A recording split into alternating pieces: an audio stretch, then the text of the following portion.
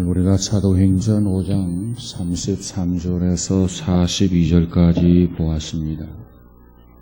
근데 5장 17절 이하의 기사를 보면 초대교회에 이 박해의 손길이 뻗치고 있음을 밝혀주고 있는 것이 오늘 본문 5장의 내용입니다. 어떤 세력도 두려워하지 않는 사도들의 그 설교와 그들이 행하는 그러한 기적은 당시 종교 지도자들에게 큰 위협이 아닐 수 없었습니다. 그래서 당시 종교 지도자들이 제자들을 핍박하기 시작하게 된 것입니다. 그런데 문제는 그 당시 종교 지도자들은 사법권과 행정권을 장악하고 있었기 때문에 그들이 누군가를 멸하거나 제거하기로 마음만 먹는다면 못할 일이 없는 그러한 상황이었습니다. 그래서 17절에 보니까 대제사장과 그와 함께 있는 사람, 즉 사두개인의 당파가 다 마음의 시기가 가득하여 그랬어요. 그리고 18절에 가서 보니까 사도들을 잡아다가 옥에 가두었더라 그랬습니다. 그리고 오늘 본문 41절에 가서 보면 사도들은 그 이름을 위하여 등록받는 일에 합당한 자로 여기심을 기뻐하면서 공회 앞을 떠나니라. 그리고 42절에 보니까 저희가 날마다 성전에 있든지 집에 있든지 예수는 그리스도라 가르치기와 전도하기를 그치지 아니하니라 그랬습니다. 우리는 여기서 초대교회 성도들의 불굴의 신앙과 그 불붙는 전도열을 우리가 여기서 발견할 수가 있습니다. 그렇다면 그들은 어떠한 신앙을 가지고 어떻게 전도했는가? 오늘 본문을 통해서 세 가지만을 생각해 보고자 합니다. 첫 번째로 초대교회 사도들은 핍박을 받으면서 전도했다는 겁니다.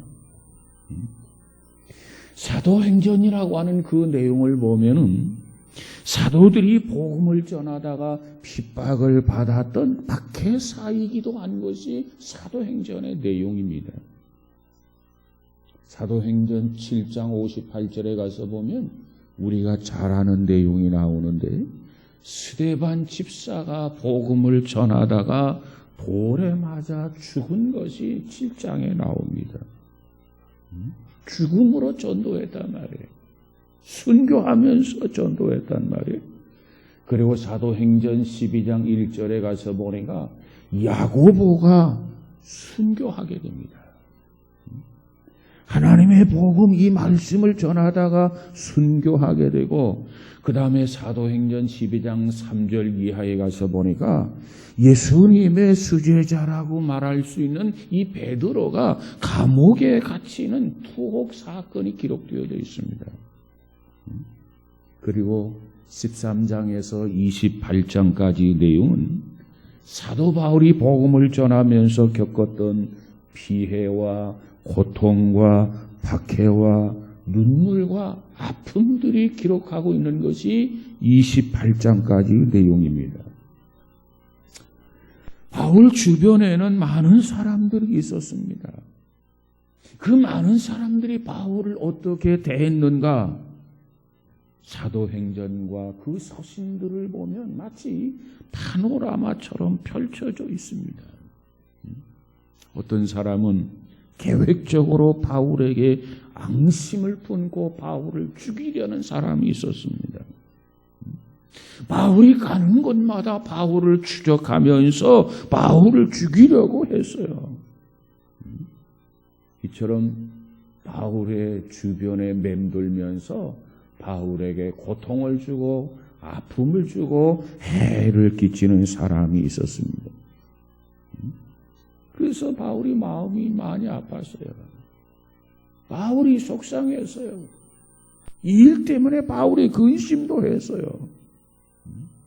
그런가 하면 바울을 위해서 기도하는 사람들도 있었습니다. 바울 곁을 떠나지 아니하고 가난한 전도자 바울과 함께 하면서 정말 물심양면으로 기도하며 도와준 사람도 있었습니다. 뿐만 아니라 어떤 사람은 잠시 동안 바울 주변에 있으면서 설치다가 그저 바울 곁을 떠나버린 사람도 없지 않아 있습니다. 이렇게 여러 사람들이 바울의 주변에 있었단 말이죠. 특별히 디모데후서 4장 14절 15절에 가서 보니까 바울이 평생 동안 잊을 수 없는 한 사람의 이름이 나와요. 바울이 평생 동안 잊지 못하고 잊을 수 없는 그 이름이 누구냐? 세공업자 구리장색 알렉산더라고 하는 사람입니다. 바울은 그 알렉산더에 대해서 뭐라고 말하느냐? 내게 해를 많이 보였다는 겁니다. 그러면서 말하기를 주께서 그 행한 대로 저에게 갚으시리니 너도 저를 주의하라. 저가 우리 말을 심히 대적하였느니라. 바울을 얼마나 힘들게 하고 바울을 얼마나 아프게 하고 바울을 얼마나 고통스럽게 하고 얼마나 바울을 근심하게 했는지 주께서 행한 대로 저에게 갚으시리니 젊은 디모데에게 디모데야 너도 조심해라 주의하라 이렇게 경고해 주고 있습니다. 바로 이 사람은 가룟 유다 다음으로 불명의 이름으로 성경에 기록된 사람입니다. 그에게 주님께서 어떻게 보응하셨는지 어떻게 갚으셨는지에 대해서는 기록이 없습니다. 그러나 분명한 것, 그러나 확실한 것은 주님이 그에게 보응하셨으리라는 것입니다. 여러분 사도 바울은 누굽니까? 주님을 위해서 살기도 하고 주님을 위해서 죽기도 하는 복음을 전하다가 결국은 주님 때문에 순교의 잔을 마셨던 사람이 바울이에요.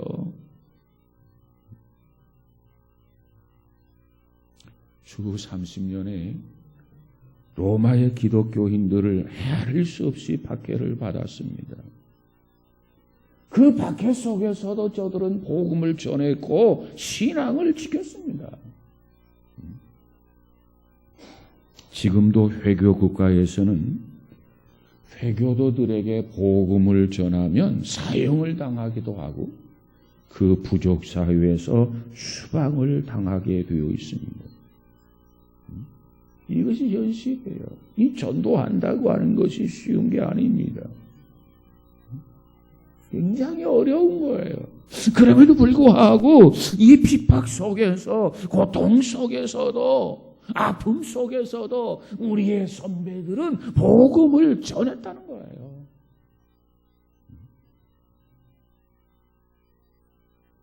그런가 하면 우리 주변에서도 예수를 믿는다는 이유로 인해서 남편에게 두들겨 맞고 쫓겨나고 시어머니에게 구박받는 사람들이 적지 않게 있다는 겁니다.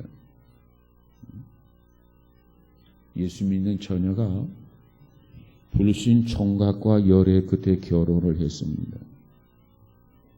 그저 남자가 적극적으로 쫓아다니면서 구원을 했기 때문에 신앙을 조건으로 내세워서 결혼하면 반드시 교회에 나가겠다는 다짐을 받고 결혼을 했습니다. 그런데 그 다짐은 결혼 생활, 다시 말하면 신혼에서 돌아온 그 다음 주부터 무너지기를 시작했다는 겁니다. 우리 집안은 대대로 불교 집안일 뿐만 아니라 조상들에게 제사를 지내야 하기 때문에 장손 며느리가 예수를 믿는다고 하는 것은 우리 조상들에게 죄를 짓는 일이다. 그러면서 교회에 나가는 것을 적극적으로 반대하기 시작을 했습니다. 그래서 이 세댁은 약속이 틀리다며 그러면서 고집을 부리고 교회를 나갔습니다. 그러자 그때부터 내질 폭력이 시작이 되었습니다. 누구한테 말할 수도 없었습니다. 자기가 저지른 결과이기 때문에 누구에게도 알릴 수도 없었습니다. 시어머니는 아들에게 조상에게 효도해야 한다고 하면서 이혼을 강요하기 시작합니다. 그런데 그 아들은 이혼만은 죽어도 안 된다 그러면서 아내를 놔둔 채 딴 여자와 바람을 피우기 시작했습니다. 그녀는 고통과 절망을 견디지 못해서 몇 번씩이나 자살을 생각하기도 했답니다.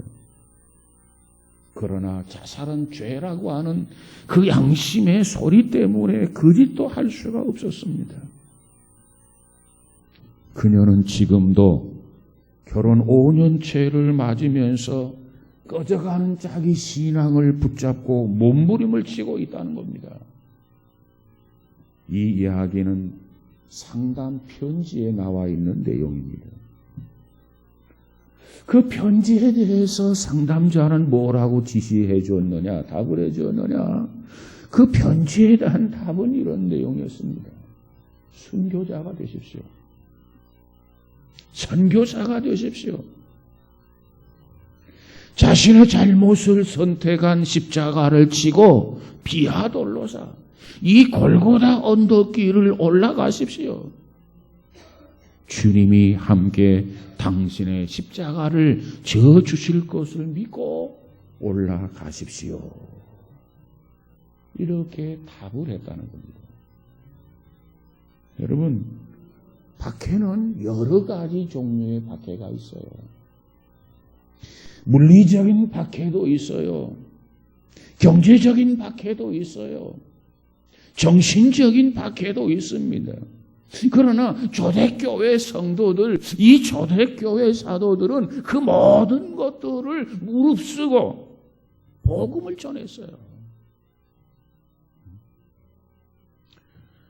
우리 기독교 2000년사를 조명해 보면 박해는 한때 복음의 진로를 일시적으로 막았던 적이 있었습니다. 그러나 그 박해는 오히려 기독교의 복음을 확신시키고 추진시키는 하나의 폭발력을 지니게 되었다는 겁니다. 그래서 우리 기독교는 이 박해 속에서, 이 핍박 속에서 확산되어지고 전파되어졌습니다.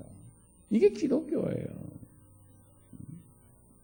오늘 본문 41절에 보니까 사도들은 내가 예수님의 이름 때문에, 내가 예수님의 이름을 전하다가 이처럼 능력을 받고 이처럼 박해를 받는 것을 기뻐했다고 그랬어요. 매를 맞으면서도 기뻐했다고 그랬어요. 고통을 당하면서도 그들은 기뻐했다고 그랬어요. 그 이유가 뭡니까? 그 이유는 마태복음 5장 11절과 12절에 가서 보니 예수님이 이렇게 말합니다.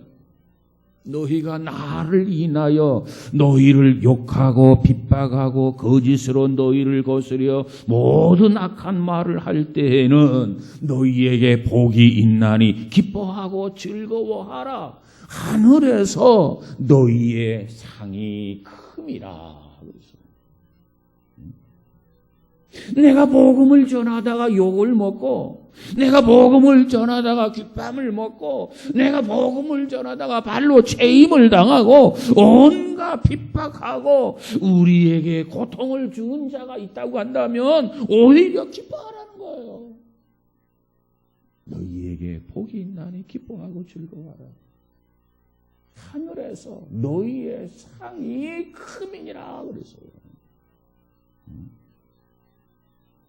마태복음 5장 10절에 가서 보니까 뭐라고 말합니까? 의를 위하여 핍박을 받는 자는 복이 있나니 천국이 저희 것임이라.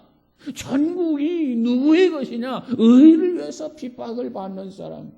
전국은 어떤 사람이 주인이냐? 의를 위해서 핍박을 받는 사람이라는 겁니다.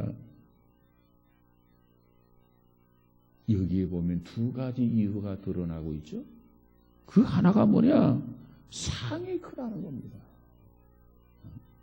상이 크다. 또 하나는 뭐냐? 천국이 저희의 것이 된다는 겁니다. 이 두 가지 이유예요. 올림픽 경기에서 금메달 참 큰 상이죠. 은메달, 동메달, 금메달보다 못하고 동메달은 또 은메달보다 못한 상이죠. 그러나 핍박을 받는 사람이 받는 상은 큰 상입니다. 금메달이란 말이에요. 금메달. 어느 금메달리스트는 아파트를 선물로 받지만 천국의 금메달리스트는 천국을 선물로 받는다는 거예요. 여러분, 누가 천국을 선물로 받을 수 있느냐? 전도하는 사람이에요. 핍박을 받으면서도, 고통을 당하면서도, 인격의 모독을 당하면서도, 침뱉음을 받으면서도, 발로 죄임을 당하면서도, 박해를 받으면서도 전도하는 사람. 너희의 상이 크다. 하늘나라의 주인이 된다는 거예요. 여러분, 우리는 전도해야 합니다. 이 전도가 나의 신앙을 생명력 있게 만들어요. 전도하면 내가 살아요. 전도하지 아니하면 마치 꺼져가는 불빛처럼 꺼져갑니다. 시들해져 가요.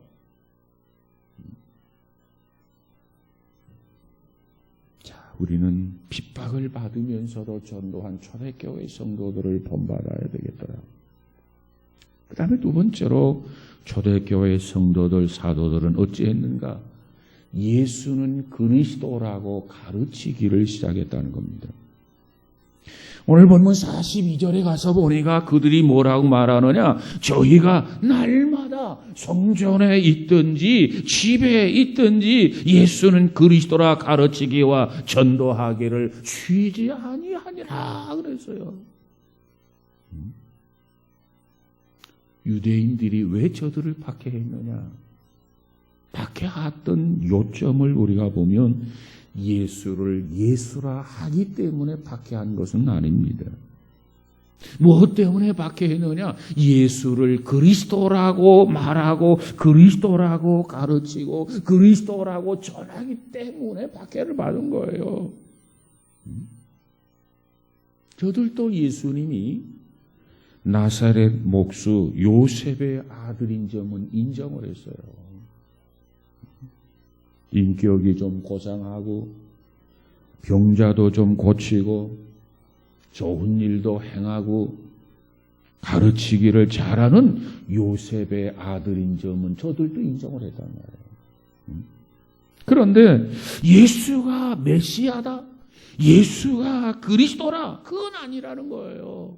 요셉의 아들이지 예수가 어떻게 해서 메시아고 예수가 어떻게 해서 그리스도냐는 겁니다.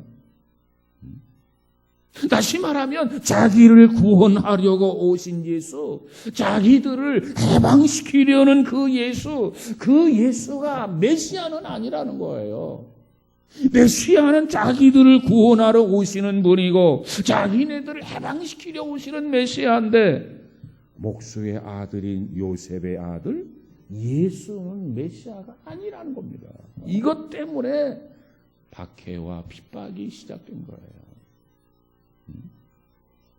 그런데 사도들을 보세요. 예수는 그리스도라고 가르쳤어요. 예수는 그리스도라고 전도했어요. 그래서 저들을 가두고 저들을 때리고 저들을 죽이고 저들을 추방을 하게 됩니다. 이게 초대교회의 모습이에요. 그런데 그와 같은 상황 속에서도 사도들은 다시 예수는 그리스도다, 예수는 메시아다, 계속해서 이처럼 가르치고 계속해서 이처럼 전했다고 하는 것, 이것이 오늘 본문의 핵심의 내용입니다. 여러분, 예수님이 그리스도라고 하는 사실을 부인하는 것, 그것은 기독교가 아닙니다. 그 사람은 기독교인이 아닙니다. 예수를 석가나 공자나 소크라테스나 마호메트나 이 동일선상에 놓는 것은 종교다원주의로서 기독교 신학이 될 수 없어요. 그것은 이단입니다. 이단. 잘못된 거예요. 예수님은 세계 4대 성인 중에 한 사람입니다. 이거 잘못된 생각입니다. 우리는 예수만을 전해야 됩니다. 예수님을 믿어야 구원을 받습니다. 예수님을 믿어야 죄사함을 받습니다.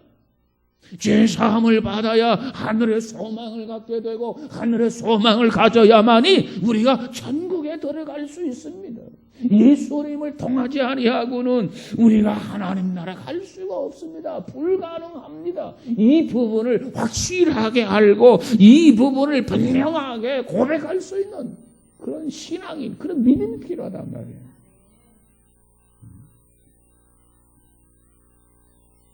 예수가 석가나 똑같다? 예수가 공자나 똑같다? 예수가 소크라테스나 똑같다? 이 종교다원주의자들, 그 사고가 뭐냐면 모든 종교는 다 똑같다는 거예요. 어느 종교를 믿어도 상관이 없다는 거예요. 종교다원주의자들의 주장입니다.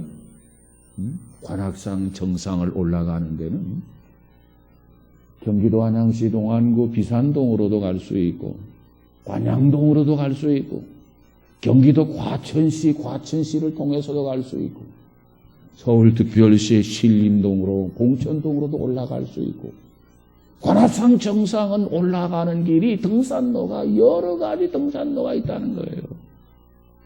이처럼 우리가 추구하는 것은 하나인데 여러 종교가 있다는 겁니다. 어느 종교를 선택하든지 그것은 다 동일하다는 거예요. 그러면서 말하기를 기독교나 불교나 유교나 다 동일하다는 겁니다. 어디서 나온 교리입니까? 어디서 나오는 신학입니까?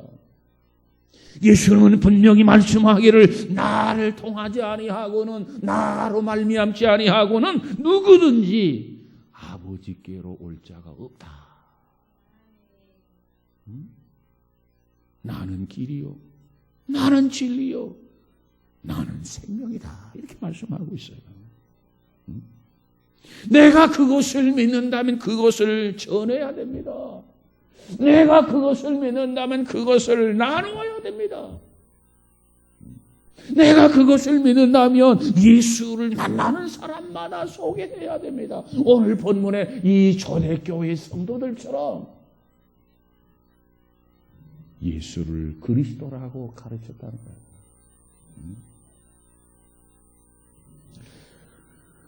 어느 내과 전문의 의사였던 박모 장로님이 계시는데 그 규모가 큰 내과 병원을 운영하고 있는 장로님이십니다.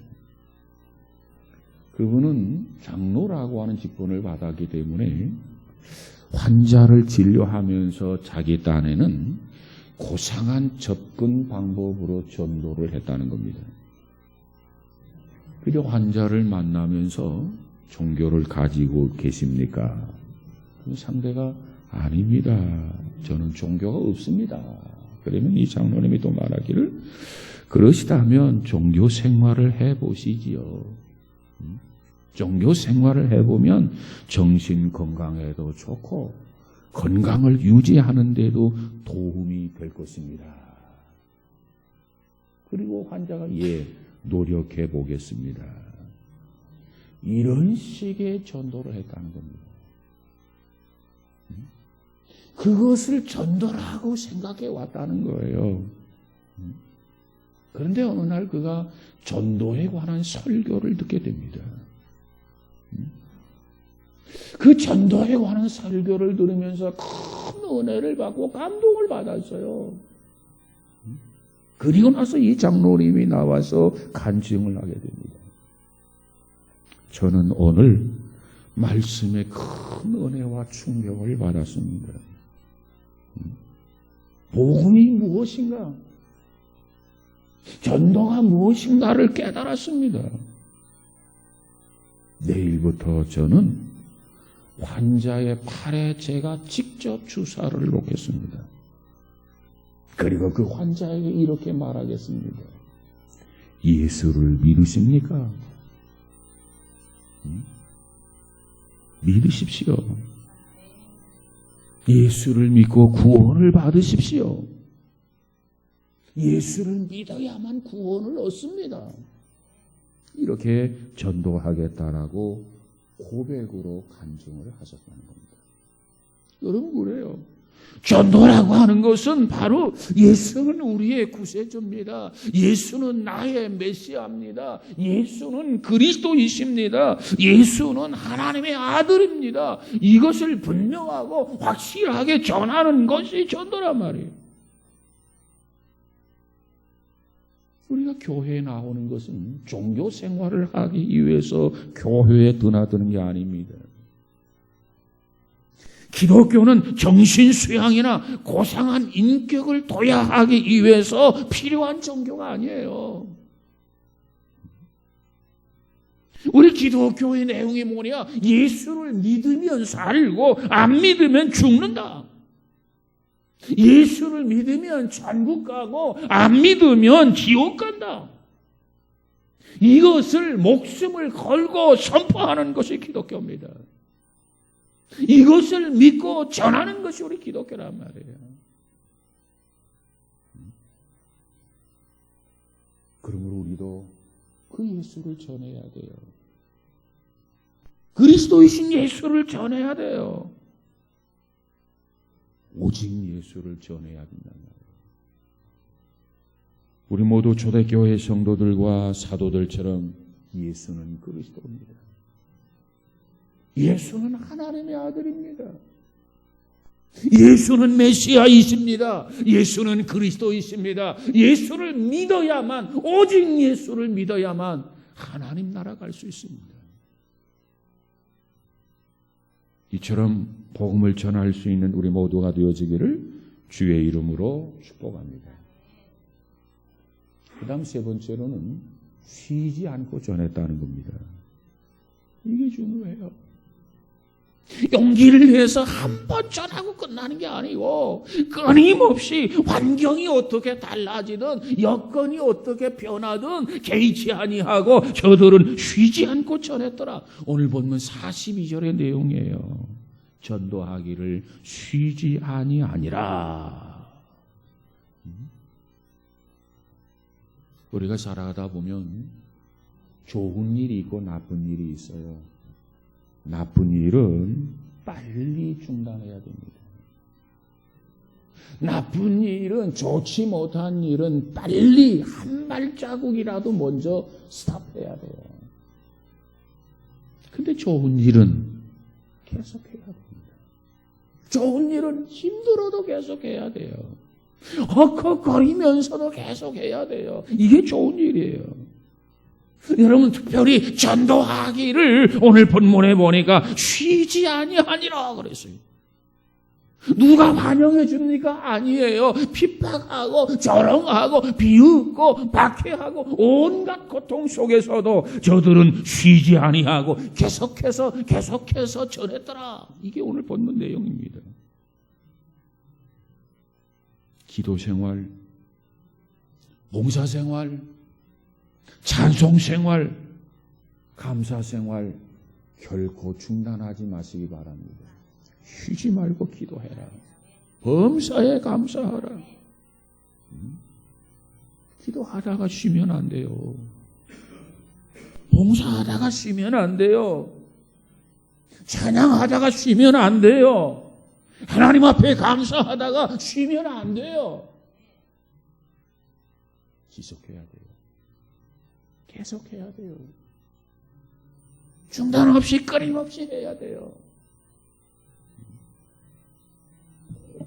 10여 년 전에 고속도로를 주행하다가 갑자기 승용차가 덜덜덜 거리면서 멈추는 사고가 있었습니다. 저는 운전은 하지만 기계에 대해서, 이 엔진에 대해서는 잘 모릅니다. 얼마나 참 난감했는지요. 지금은 뭐 보험회사의 어떤 그 참 제도가 잘 돼가지고 보험회사 연락만 하면 어디든지 금방 대가차가 달려옵니다. 그런데 그러지 못한 시대였기 때문에 참 난감해서 야 이거 어떻게 하지? 그렇다고 내가 엔진에 대해서 뭐 아는 것도 없고 그래서 이거 난감해하고 있었는데 다행히도 차를 길가에 세우고 기다리다 보니까는 영업용 차가 하나가 싹 지나가다가 내 차가 고장이 나서 선 것을 느끼고 알아차리고 차를 세웠어요. 그리고 그분이 기계에 대해서 잘 알고 있는 분이었고 응급조치를 해주었습니다. 그래서 참 벗어날 수 있는 그런 때가 있었습니다. 여러분, 정상적으로 이렇게 달려야 할 차가 멈춘다? 엔진에 이상이 생겼다는 겁니다. 엔진에 이상이 생기지 않으면 차가 멈출 리가 없는 거죠. 그렇습니다. 평소에 기도 생활을 하던 사람이 기도를 쉰다고 한다면 거기에는 영적인 이유가 있어요. 교회 봉사를 잘 하던 사람이 어느 날 슬며시 봉사의 일선에서 빠진다면 어느 부분이 고장이 난 거예요. 열심히 교회에 줄 서가던 사람이 어느 날부턴가 교회가 싫어지고 예배 참석이 게을러졌다고 한다면 틀림없이 영적 기관에 이상이 생긴 겁니다. 그건 빨리 고쳐야 돼요. 빨리 고칠수록 좋아요. 여러분, 전도는 중단하면 안 됩니다. 전도는 어제도 오늘도 계속 날마다 해야 돼요. 이것이 주님의 명령입니다. 전도는 어떻게 해야 되나? 내가 죽기 전에 전도해야 돼요. 사도 바울이 살아야 할 이유가 있었는데 바울이 살아야 할 이유가 있다면 그 이유가 뭐였느냐? 전도 때문에 살아야 된다는 겁니다. 그래서 그가 뭐라고 고백합니까? 내가 살아도 주를 위해서 살아야 되고 죽어도 주를 위해서 죽나니 사나 죽으나 내 인생은 주님의 것이다. 내 삶의 이유, 존재 이유가 바로 사는 이유가 바로 전도에 있다는 거예요. 우리는 언젠가 다 죽습니다. 언제 내가 죽더라도 내가 마음속에 작정한 사람, 내가 마음을 먹은 사람은 내가 죽기 전에 전도해야 돼, 전도. 여러분에도 삶의 이유가 전도가 되어질 수 있기를 주의 이름으로 축복합니다. 두 번째로 그 사람이 죽기 전에 먼저 전도해야 돼요. 그 사람이 죽기 전에. 왜? 그 사람이 죽으면 전도를 못해요. 할 수가 없어. 그 사람을 전도하지 아니하면 그 사람이 그리고 죽으면 그 사람이 어디에 가느냐? 지옥에 간단 말이야, 지옥에. 여러분 끔찍하지 않습니까? 그 사람이 지옥 가게 되면 어떻게 되느냐? 전도하지 못한 나에게 책임이 있습니다. 그 책임을 나에게 묻는다고 그랬어요. 죽은 다음에는 전도할 수 없어요. 죽으면 끝이에요. 우리가 죽은 사람이 천당으로 옮겨갈 수 있다? 이건 거짓이에요. 이건 비성경적이에요. 이건 이단이에요. 죽으면 기회가 끝나버린 거예요. 죽기 전에 전도해야 돼, 죽기 전에. 이 부자와 나사로의 그 비유를 보세요. 이 부자가 세상에는 자기의 형제들이 있다는 겁니다. 가서 복음을 전해달라는 거예요. 그래서 이 고통스러운 곳에 오지 않도록 해달라는 겁니다. 죽음은 끝이에요. 연옥이 가능하다고요? 무슨 뚱딴지 같은 소리를 하는 겁니다. 세 번째로 주님이 재림하기 전에 전도해야 돼요. 세계 정세, 자연 현상, 세상 풍조, 누가 봐도 이 말세의 지말이다 이렇게 말하지 않습니까? 주님의 재림이 임박해서요. 재림 전에 전도해야 돼요. 주님의 재림은 심판이기 때문에 주님이 심판하기 시작하기 전에 전도해야 한단 말이에요. 재림 후에는 전도할 수 없어요. 불가능해요. 자, 그렇다면 여러분 언제까지 머뭇거릴 작정입니까? 언제까지 입을 꼭 다물고 계시렵니까? 성경은 우리에게 뭐라고 말하느냐? 입을 열어서 복음의 나팔을 불라는 거예요. 들을 귀 있는 자는 들으라는 겁니다. 이 복음도 전해야 할 때가 있고 전할 수 없는 때가 있는데 지금은 바로 복음을 전할 때라는 겁니다. 지금이야말로 은혜 받을 만한 때라는 거예요. 구원의 날이라는 거예요. 이 시기를 놓치면, 이 기회를 놓치면은 끝장이라는 겁니다.